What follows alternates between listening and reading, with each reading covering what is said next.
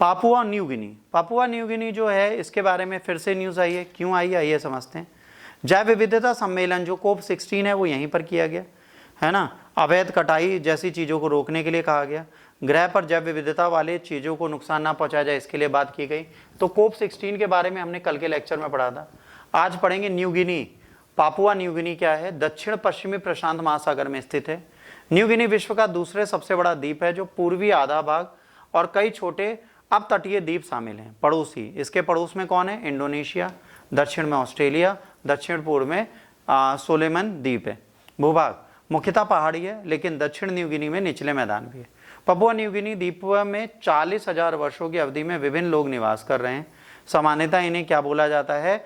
Melanesian कहा जाता है। यहाँ रहने वाले को क्या बोला जाता है? मेलानेशियन बोला जाता है। भाषा अंग्रेजी सरकार और वाणिज्य का मुख्य भाग है। अधिकांश रोजमर्रा के संदर्भों में व्यापक रूप से बोले जाने वाली भाषा टॉक पीसिन है। वहाँ पर जो लोकल भाषा है वो टॉक पीसिन है, बट ये जो वाणिज्यिक भाषा है वो लीगल भाषा अंग्रेजी है। यह देश एक संवैधानिक राजतंत्र और राष्ट्रमंडल का सदस्य है। ब्रिटिश साम्राज्य जिसका प्रतिनिधित्व गवर्नर जनरल करता है, राज्य का प्रमुख होता है तथा प्रधानमंत्री सरकार का प्रमुख होता है।